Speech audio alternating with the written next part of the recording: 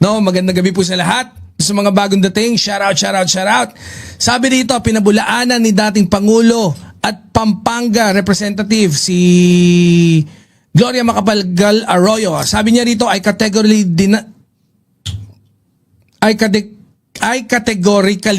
deny the allegations concerning the supposed ouster of Speaker Bogie D that surfaced yesterday. I reaffirm my confidence in his leadership of the House of Representative Gloria Macapagal Arroyo. Yan ang sabi. So, okay yan. No? Kung totoo. Di ba? Sige. Denial ngayon. Denial. Pero, history, hindi kasi nabubura eh. No? Hindi mo kami pwedeng i-blame. You cannot blame us pagdating dyan. Si Gloria Macapagal Arroyo, dating Pangulo, ngayon Congresswoman. Kilala naman na matalino, economic guru, pero mabigat din ang political baggage. Mabigat yung political baggage kasi ni si Speaker Bogie D. Siya yung kasalukuyang leader ng House na sinasabing target ng destabilization issue. Ang problema kasi, alam niyo naman yung kasabihan natin, di ba? I'm not saying na it's true, pero pagka may usok, saan galing yung usok?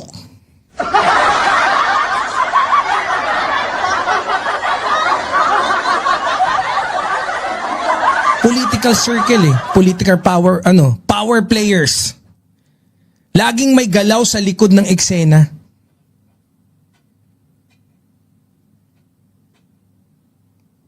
Alam nyo maganda ngayon kasi ito yung era na kung saan karamihan ng mga kababayan natin nahihilig sa politika. 'Di ba? Kaya yung publiko taga-masid. Pero madalas nalilito kasi kung sino yung paniniwalaan.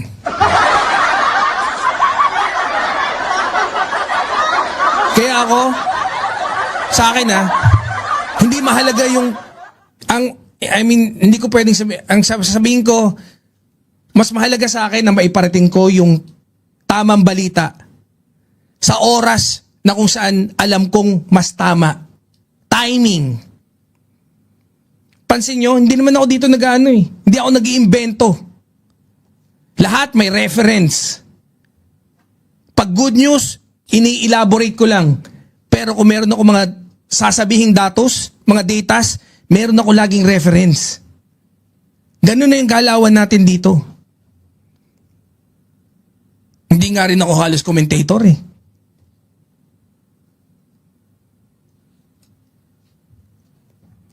Nagbibigay lang ako ng news.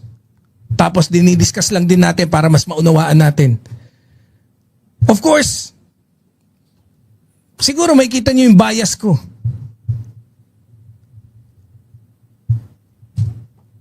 Di ba, Ma'am Wendy?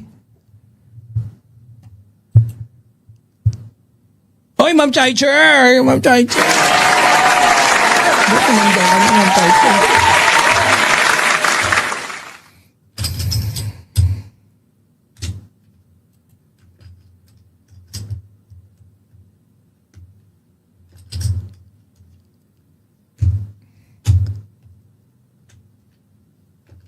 Kung walang tawa sa mixer, inilibing na ang live na to. Totoo ba? Kaya ko pinipindot yung para sa iyo.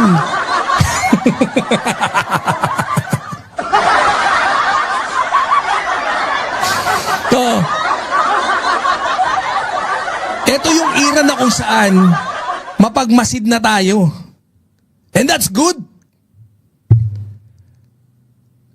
Pagdating sa, kulang na lang sa atin, yung pagiging mature natin sa pagboto, sa pagpili ng iboboto.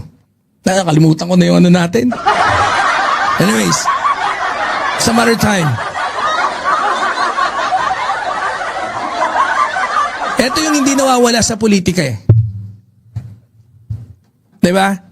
May issue ng ousting. May denial. Tapos may history na hindi nakakalimutan.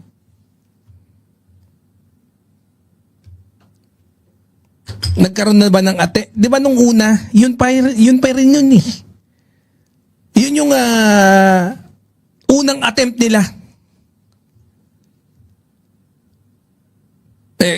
Diyan nag-umpisa lahat eh. Nung tangkain nilang pababain o pabagsakin gamit ang kudita. Buti na lang nakatunog kagad si Speaker Martin. Nung si Speaker Martin pa. Diyan biglang lumabas yung sabi ni Sara. Kasi si Sara, laging gusto niya tagumpay siya eh. Kasi nga makapangyarihan sila. Lalo na sa Davao. Tapos nung naging presidente yung tatay niya, nagtuloy-tuloy yung pagiging makapangyarihan nila. Kaya nung nabigo, sila na patalsikin si Speaker Martin gamit yung kudita para maipwesto si Gloria Macapagal Arroyo, nagwala. Doon nagsimulang mabaliw si Sara Duterte. DDS Utakluga, DDS tanga-tanga. Doon talaga naulol.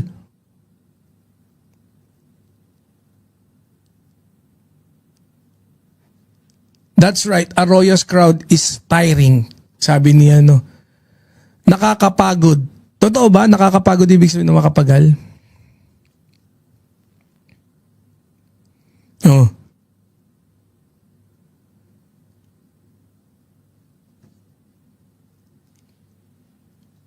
Yan yung umpisa kung saan tinawag ni Sara na tambalustay, tambaloslos. Diyan tayo unti-unting nagkahati-hati, di ba Ma'am Jinky? Ako as much as possible, ayun yung tingin ko Kung ano yung tama, dun ako.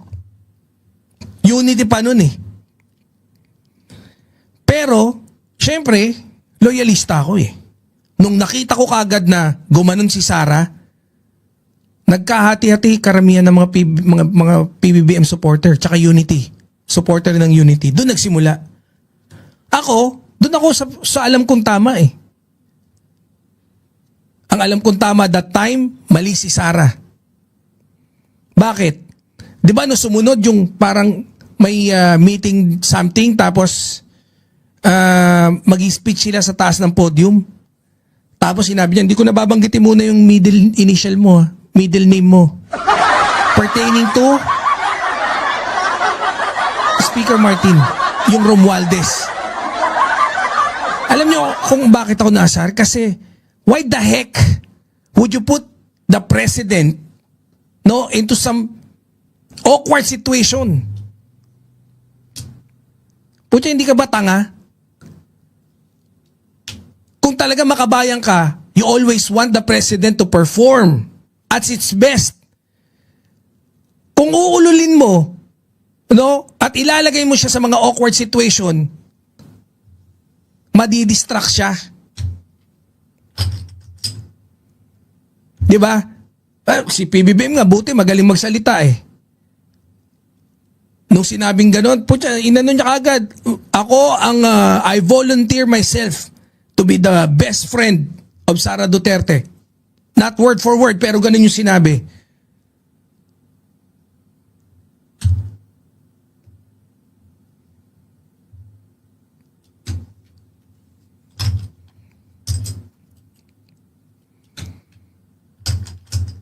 Kaya, kahit i-deny man niya ni Gloria Macapagal Arroyo, medyo kabado pa rin ako eh. Kasi dati na may issue ng ousting. Dati rin siya nag-deny. Tapos may history na. Hello? Hello, Garci. I am sorry. Tsaka nakulong din to eh. It's cool. Ay, hindi. Sorry, Joe. Hindi pala.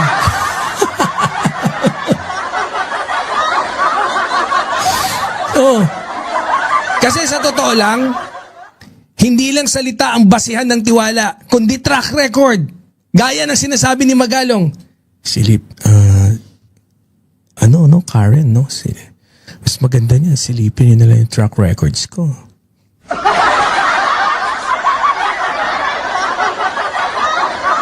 Dito pumapasok yung duda ng tao. Hindi dahil sa sinabi mo ngayon, kundi dahil sa mga nangyari noon. Strategy, power, naratibo. Ito aminin natin si GMA, isa sa pinaka-skilled na political survivor pagdating sa survival ng politika. Di ba? Pero may presidente ka na, humangat ka pa. Gama sa kapangyarihan eh. Pero kasama ng skills niya, may kontrobersya.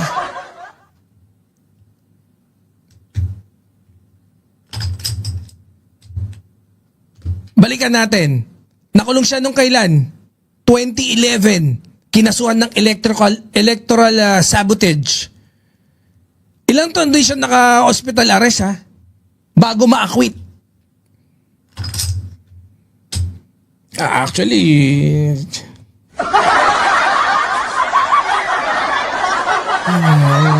pinalaya eh. Hello, Garci.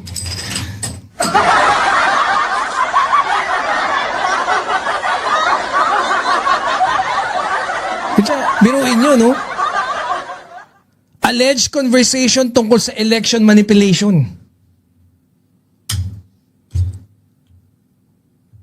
Hanggang ngayon, yan pa rin yung isa sa pinakamamigat na tanong sa kanyang legasiya. Magaling sa economics. Maraming mga kaibigan sa labas ng bansa. Matalino. Anak ng dati ring presidente. Pero yung legasiya niya, malabnaw. Malabnaw pa sa pusit, kaukawin nyo sa kanal. Dahil dyan sa Hello Garci na yan. Ngayon, pag ganito ang history, kahit mag-deny ka, automatic may doubt ang tao. Kahit sabihin mo, I categorically deny the allegation concerning the supposed ouster of Speaker Boji D. I am sorry.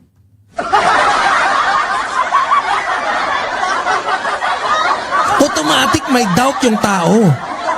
Hindi dahil gusto nila magduda. O kaya hindi dahil trip-trip lang. Hindi, trip namin magduda ngayon. Bukas, baka malay mo naman bukas. Hindi ganun eh. Di ba, Ma'am Rayan? Hindi ganun mga BNG sa amin eh.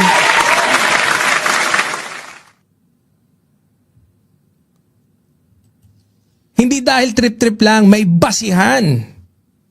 May basihan ng pagdududa. Ano yung tunay na usapin dito? Hindi lang to tungkol sa ouster issue. Ang tunay na dapat nating isipin, trust versus track record. Credibility versus history.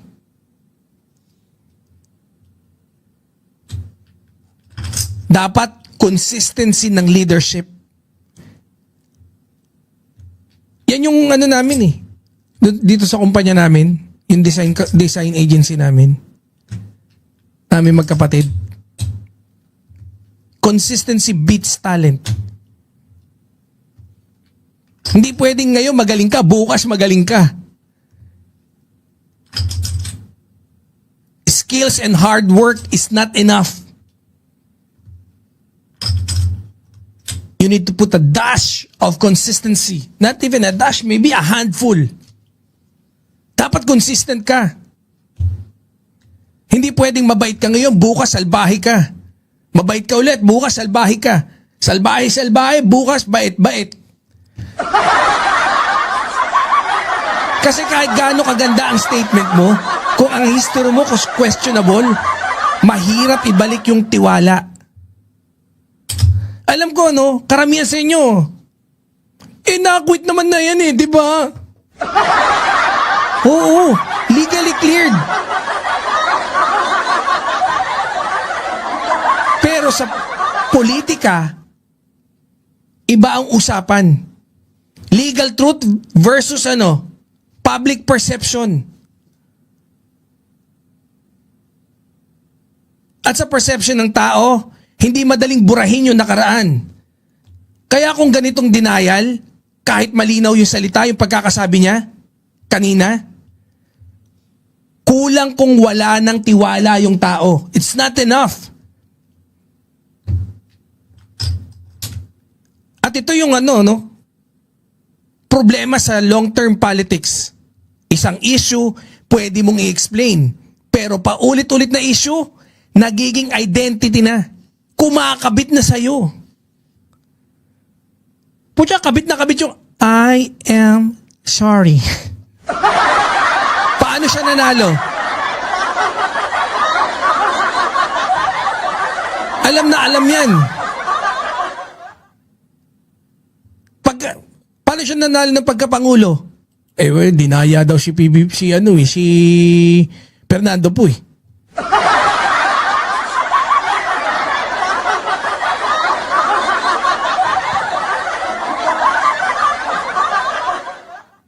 Pero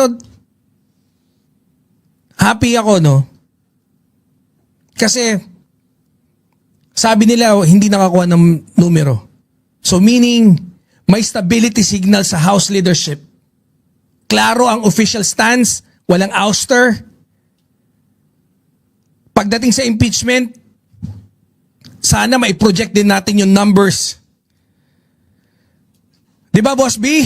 Konti lang kakampi niya sa Congress kaya di aamin si Aling Maliit.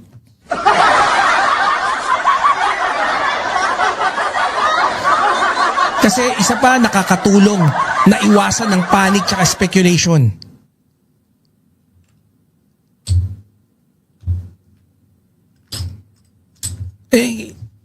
Si Aling Gloria, alam niyo naman, mababa yung public trust niyan dahil sa past controversies Siyempre, kaya niyang ipanalo yung sarili niya bilang congresswoman doon sa lugar niya.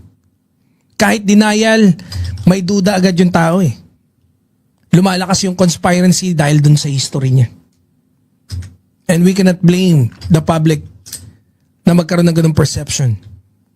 Hindi regular yung mga dinaanan nito sa mga history niya. Makapangyarihan lang talaga kaya walang yung expose dito. Kaya mga mandirigma alam nyo, sa politika hindi sapat yung marunong kang magsalita. Kailangan din malinis ang iniiwan mong kwento. Kasi kahit gaano ka kalakas,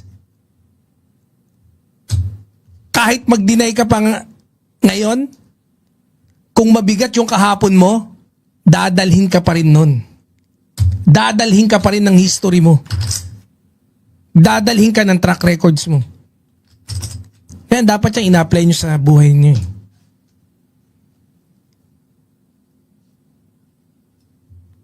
No? So anyways, enough of that topic. Diba? Kung akala nyo tapos na ang usaping power plays, hindi pa. Mamaya, punta tayo sa isa.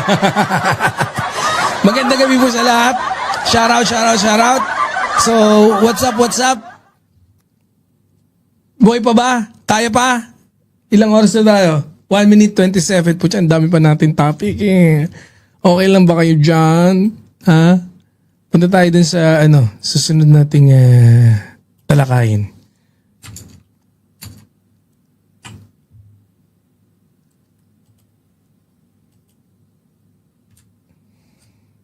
Good news ba tayo? Sige, good news. Sunod natin tong good news natin. Nalaglag yung poker. Oo nga, dapat sabi ng wife ko, tanggalin ko na yung yung ugali ko mag-shuffle ng poker chips. Ang ingay. Hindi ako nagsusugal Mahilig kasi ako mag-magic trick And it's a good hand exercise yung poker chips. Anyways, I have to avoid that. So, punta na tayo sa ating susunod na topic. Magandang gabi po sa lahat. Eto, syempre, good news na naman tayo, di ba? Ayoko na nung sinunod-sunod ko yung good news, nung last time na nag-live tayo, madaming mga DDS na nahimatay. Oo, Ma'am Dolly Babes, ang daming mga nahimatay na mga DDS. Putya, kaya ngayon, isinalansan ko na ng pagganito. But real talk, sabi ni Mama Annalyn Ando, GMA's records is better than FBR. Syempre. Ang problema lang kasi naging sakay talaga sa kapangyarihan Naging sober. Sober sa pagkasakim. 'Di ba? Sobra na super pa. Oh, new subscriber daw. Anong name? Ang haba kasi hindi ko makita Ano nun? What's your name? I cannot read it. Doon sa new subscriber natin. Puntahan ko nga. New subscriber here. Nasaan ba yung new subscriber here? I cannot read it. Nieves Banaag. Ayan, si Ma'am Nieves. Shoutout sa iyo, Ma'am Nieves So, punta na tayo dito sa ating susunod na talakayin. Hindi ko alam bakit nag-error message. Wala tuloy pumapasok na Sabi niya dito, YouTube is not receiving enough video to maintain smooth. Nako, walang smooth to. Walang pagka-smooth.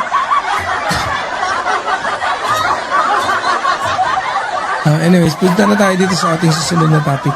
So, magandang gabi po sa lahat. Sabi dito, and basahin ko lang 8 billion para sa barangay, direktang tulong, diretso sa tao. So, thank you very much, Boss Melo Yapa. Nakuha ko to kay Boss Melo.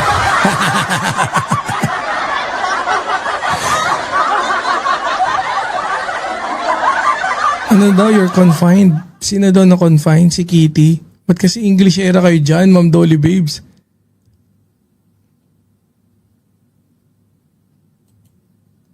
Hindi ko tuloy maintindihan yung essence ng kasi nag-i-English Hindi ko, ayusin ko pa yan ayusin ko, pasensya na.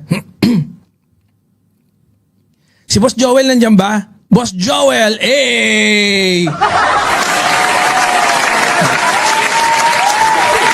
Mga karayuman ni Palnyolo nandyan. Sabi dito 8 billion diretso sa barangay, ramdam na ramdam ng masa. Good news, direktang ipamamahagi ang 8 bilyong pondo sa mahigit 42,000 barangay sa buong bansa sa utos ni Pangulong Bongbong Marcos Jr.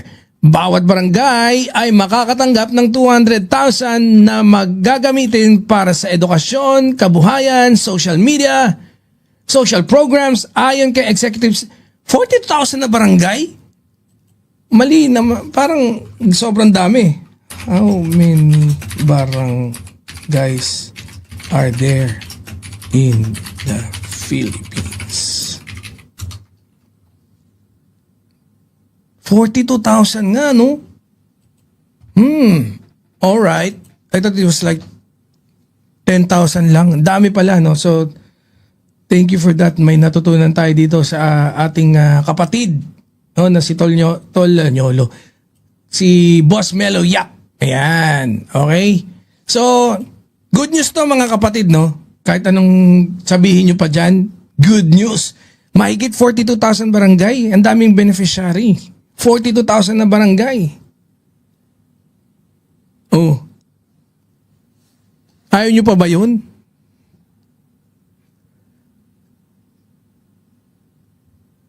content ni Mike Cervera. Sino si Kitty kanina? Hindi kasi ako nagko-content ng ganun na eh. Parang wala, hindi ko lang alam hindi, ang mga gusto kong banatan sila Robin, yung mga paepal talaga na Kasi kay Kitty, wala akong mapapansin dun eh. Feeling ko wala naman tayong mapapala.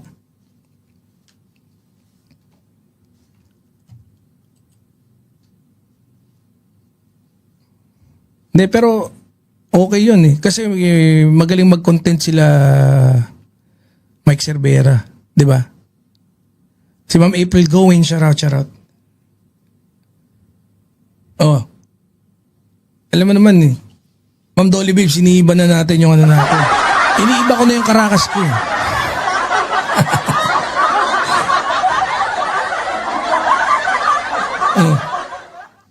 So, punta na tayo dito i-discuss natin to.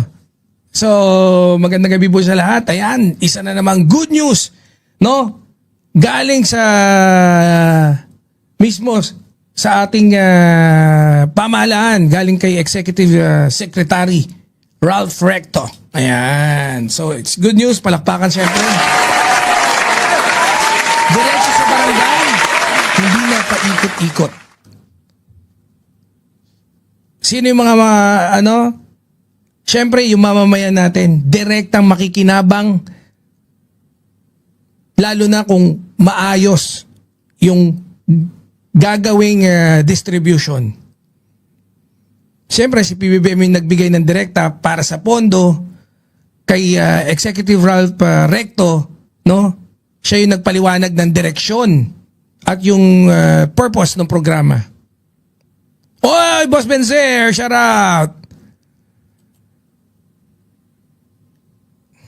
Hindi ko na naman nakikita. Si Ma'am Nieves nga parang pala. Yanis, mamaya na ako magbasa. Ha?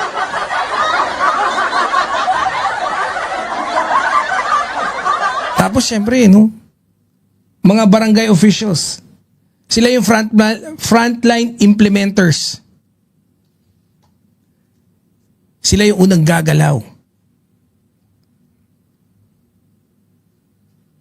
Ito yung mga kung bakit interesting to eh. Di ba?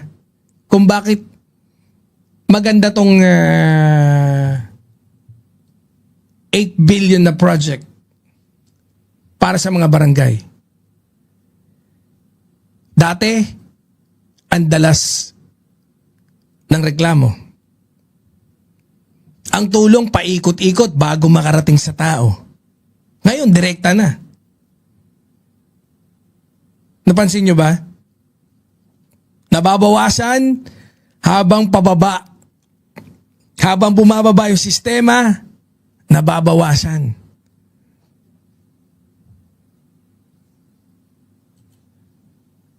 Oo, nakita ko yan, Mama Nalinando.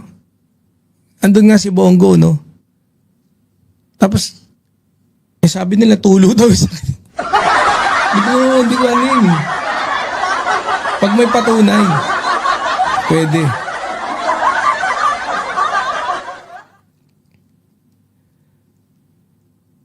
Your favorite content is kabayo and magalong right? Ako, Dolly Babes.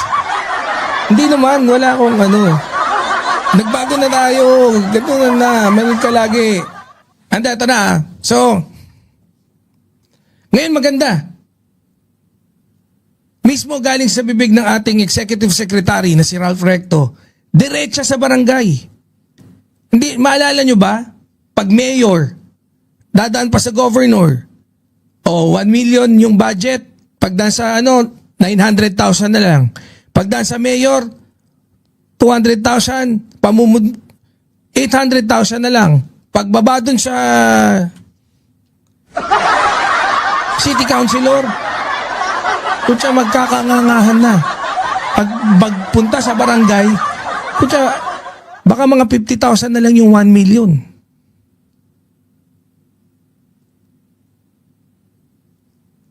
nababawasan habang bumababa doon sa system. Ngayon ang approach, diretso sa barangay. Ibig sabihin, binabawasan ang layers. Binibilisan yung aksyon. Kung tama yan yung balita na sinabi ni Executive Secretary Ralph Recto. Okay naman yung barangay natin capable of distributing this and implementing this project. Binabawasan yung layers. Binibilisan ng aksyon. Yan na nga yan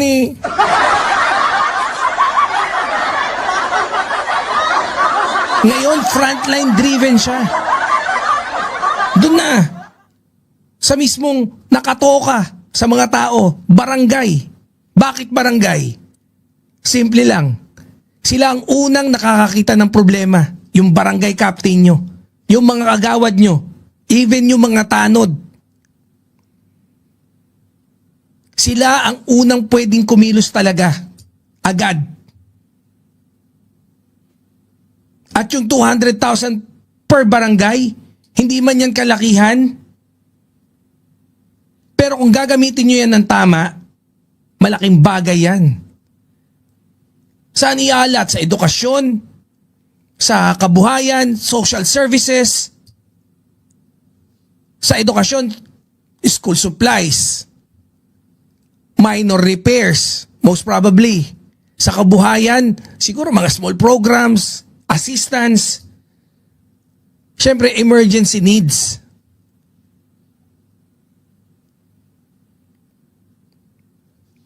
Minsan, pagka sa mga multi-level companies, pangit na mag-micromanage Pero ito kasi, micro-level impact, nationwide scale, yun yung strategy. Isipin nyo, 40,000 na barangay, times, sabihin na lang natin maliliit na tulong, 40,000 na barangay, 42,000 na barangay times maliliit na tulong, malawak na epekto. Magkakadomino effect yan.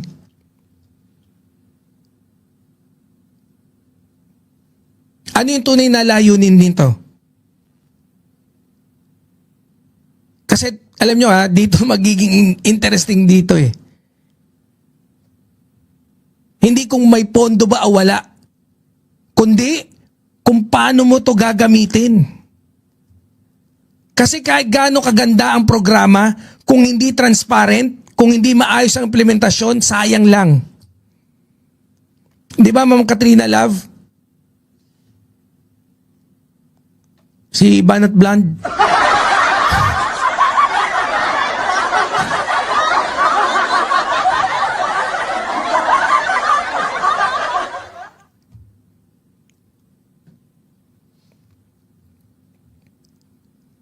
Kung hindi talaga transparent, sayang lang. Ang magiging may maganda dito, dapat ang maging maganda, yung execution. Siyempre, accountability at saka monitoring.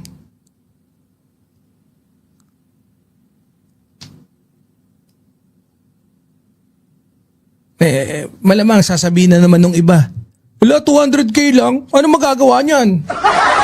Alam niyo kasi magsasabi, ito. DDS, utak luga. DDS, tanga-tanga. DDS,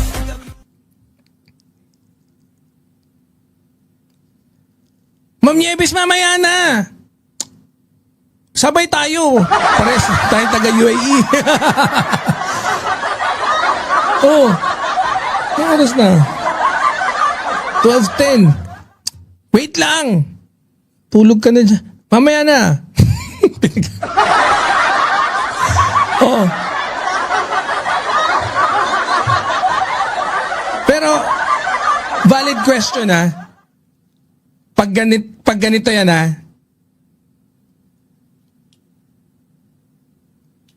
Hindi naman kasi to Hindi naman to pang mega projects. Hindi yan pang mega projects. Ito ay pang agarang solusyon sa mga maliliit na problema. Pero 8 billion yan ha. Lahat ng barangay mabibigyan.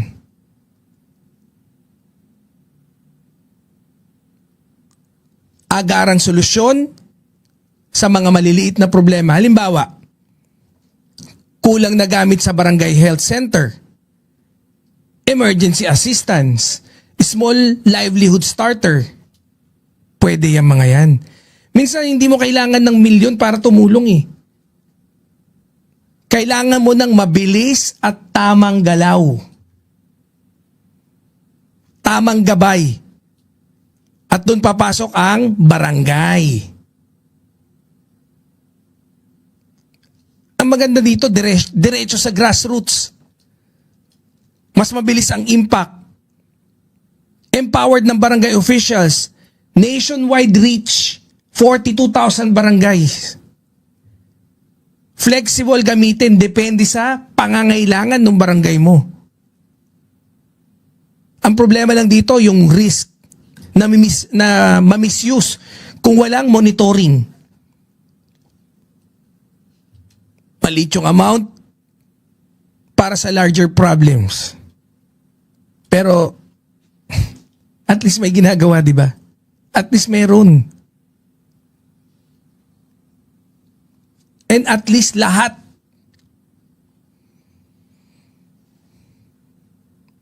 Ang isa pang tanong dito, depende rin kasi yan eh.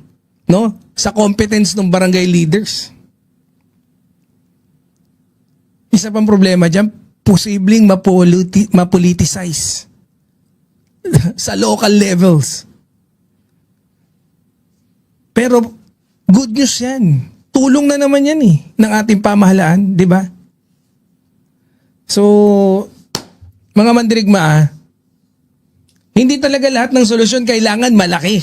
Minsan ang kailangan lang mabilis, diretso, at tama yung tatamaan.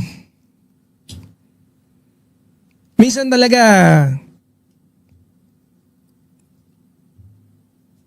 kailangan lang yung direkta. Kahit hindi malaking tulong, basta direkta. Ang makaka-receive ng tulong, direkta yung nangangailangan. I think you can say na maybe it's not enough, pero at least yun ang target talaga ng pamahalaan ngayon eh. Mabawasan lang yung impact. At malaking tulong na yan dahil hindi lang din naman yan yung ginagawa ng ating pamahalaan. Marami ng mga naging subsidiya.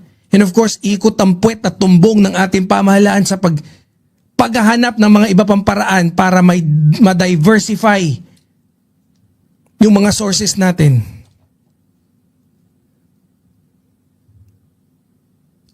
So, guys, ayan next topic tayo.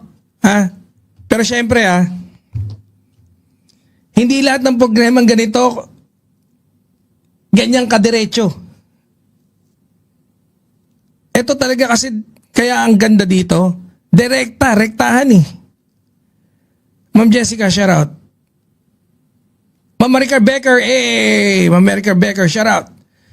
So, punta na tayo sa ating susunod na topic, guys So, tingnan natin. Baka dun sa susunod nating topic, may galawang kailangan bantayan. Guys, let's proceed. Shoutout po sa lahat. Doon sa mga bagong dating, magandang araw po, magandang gabi o magandang umaga man. Punta na tayo dito sa ating last and final, sa tingin ko final topic na to eh. Bakit? Hindi, 2 topic pa. Ilang oras na?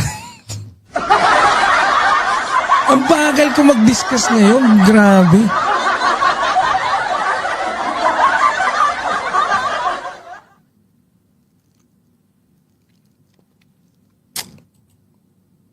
Puntahan natin si Secretary Justice Carpio. Hindi ko alam kung pwede na nating ilas topic to. No?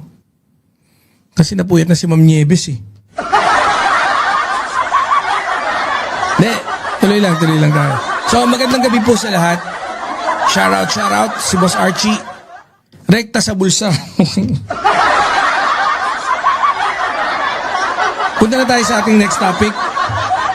Good day everyone. Happy Saturday. Bukas, sa Happy Sunday na, no? So, Sunday na. So, eto, sabi dito ni Secretary Justice Carpio. No, this is pertaining dun sa impeachment, no, na mangyayari. Sabi dito, ang House ay parang prosecutor in VP Sara's impeachment. Hindi pwedeng umasa lang sa ebidensya ng complainant. Kung ganoon, walang makokonvict. Kung hindi sila makakapagsubpina, paano nila malalaman kung may probable cause? Yun ang sabi ni Secretary Justice Carpio, former senior associate. Yan. I'm one with this, dito sangayon ako kay Justice Carpio. Di ba? Impeachment, hindi drama. Proseso ito eh. At kailangan kumpleto yung ebidensya. Si Attorney Justice Carpio, former senior associate justice, kilala sa pagiging technical at by the book sa legal process. You can call him, of course, legal luminaries ng bansa natin.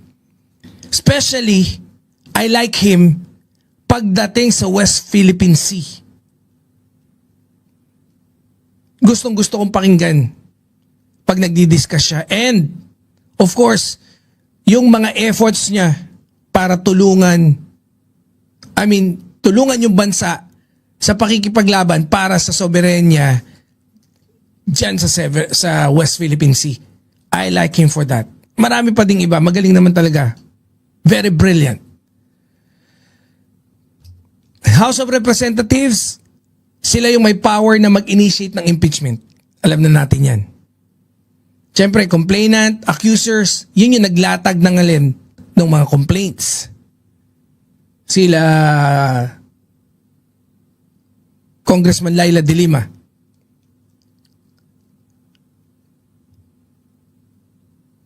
Si VP Sara Duterte, siya yung may subject for ng impeachment issue.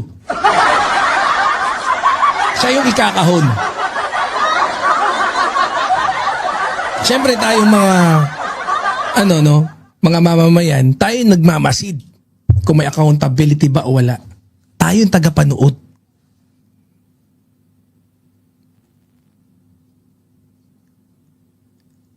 Pero ganun talaga eh. Political practice to. Political in nature. Ang problema kasi ang dami sumasawsaw no? Yung Supreme Court, di ko nga alam eh. Tinatanong, alam ko pinagpapaliwanag ulit ngayon yung pinagpapaliwanag yung Kongreso.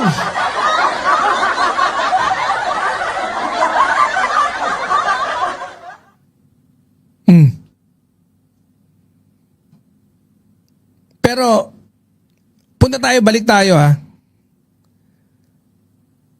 Balik tayo dun sa punto ni Justice Carpio. Hindi to simpleng akusasyon lang eh. Kasi nga, kagaya na sinabi niya, kung aasa ka lang sa initial complaint, posible maging kulang.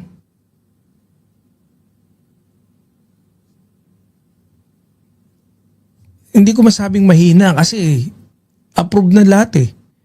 May probable sufficient in form, sufficient in substance, sufficient in ground.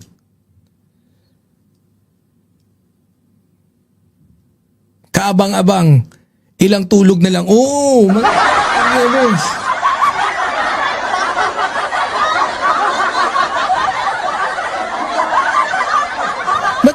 ang hindi ko rin kasi malaman, bakit hindi, kung talagang allowed naman sila magbigay ng subpoena or may subpoena powers talaga sila, bakit hindi payagang i-initiate, ba't inuusig pa?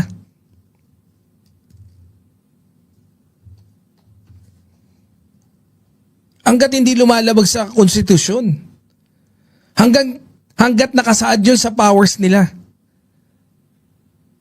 Na yun yung kapangyarihan nila, bakit hindi? Bakit pinipigilan?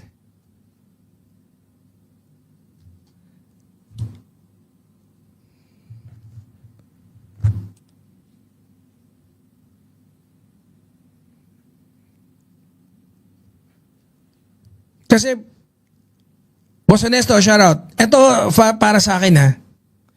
Very critical yung sinabi niya. Kailangan ng subpoena power. Kailangan ng karagdagang ebidensya. Kailangan ng malalim na investigasyon. Bakit? Kasi ang House parang prosecutor. Yun sabi niya eh. Hindi lang tagatanggap ng reklamo, kundi taga-build ng kaso.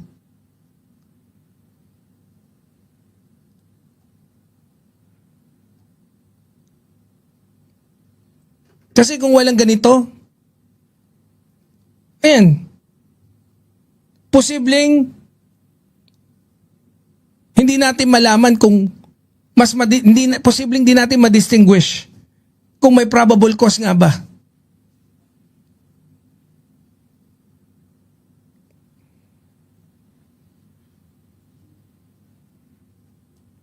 For me, hindi to yung simple lang na gusto natin siya ma-impeach. Unang pangyayari yan. Maganda lahat tayo manood. First Vice President may impeach.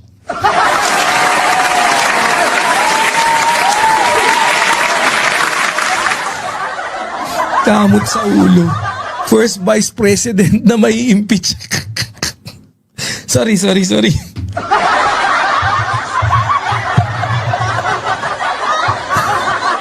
Ganun talaga. Hiya ka na naman kayo mga DDS kayo. Ganun na talaga. Anong gagawin natin?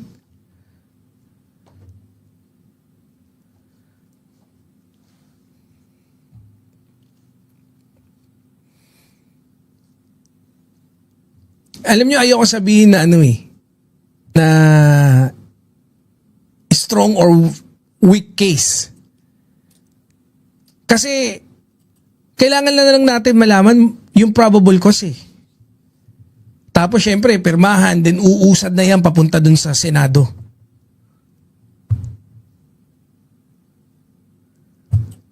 Syempre, kung gusto nating umabot sa conviction, or kung gusto talaga nating mas maging malinis si Sara, kailangan kumpleto lahat ng ebidensya. May legal process tsaka due diligence. Ayaw ba ni Sara ng ganun? Kung ako, patutunayan ko wala akong kasalanan, gusto ko latag lahat. Walang masisilip na Kung ako, tiwala ako sa sarili ko na wala akong ginawang masama, gusto ko lahat ng ebidensya nyo, mailapag nyo. Gusto ko gawin nyo lahat para maipanalo nyo kasi sigurado ko na hindi ako guilty. Kung alam kong tama ako. Gawin nyo lahat. Ganon dapat yung approach eh.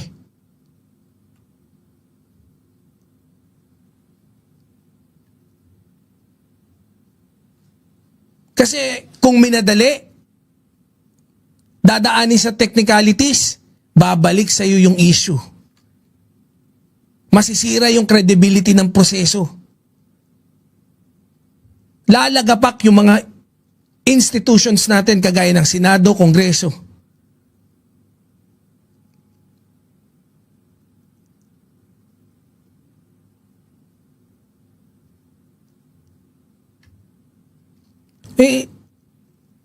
Kung may mali, bakit hindi agad inaksyonan? Oo. Agree. Dapat aksyonan. Pero hindi pwedeng bara-bara. Kasi sa legal world, hindi sapat ang hinala, hindi sapat ang ingay. Kailangan patunayan. Yan yung sinasabi ni Justice Carpio. Kung gusto mo talaga ma-distinguish kung may probable cause, dapat ayusin yung kaso.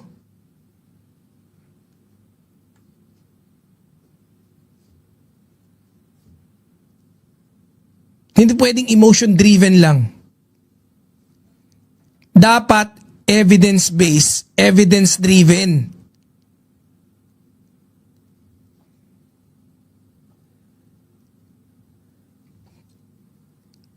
Kung ako kay Sarah, mas maganda kung kumpleto eh. Tapos lahat ng ebidensya na nakalatag, yun yung masarap i-debunk.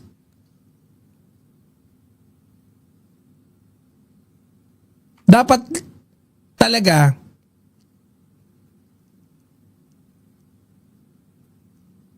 nasisigurado natin yung due process.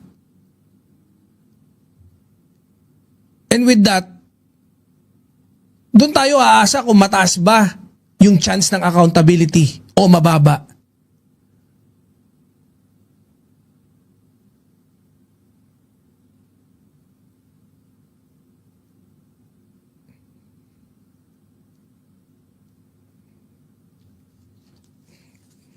Yun na mas matagal ang proseso eh. Yung problema pa, yung iba ginagamit yan para ma-delay. Kailangan ng mas maraming resources, ng efforts. Kaya ako, agree naman ako dito eh.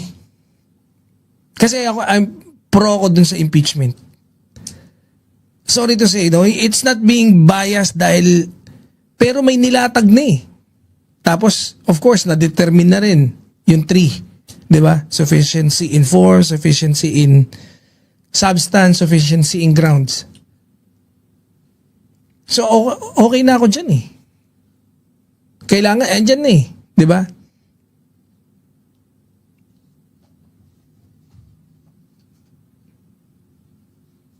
May dahilan naman kung ba't ako pro-impeachment.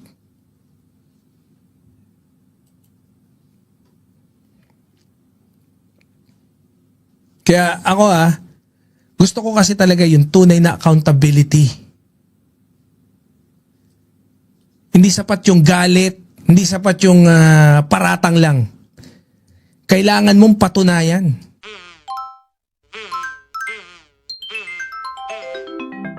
Kakulango.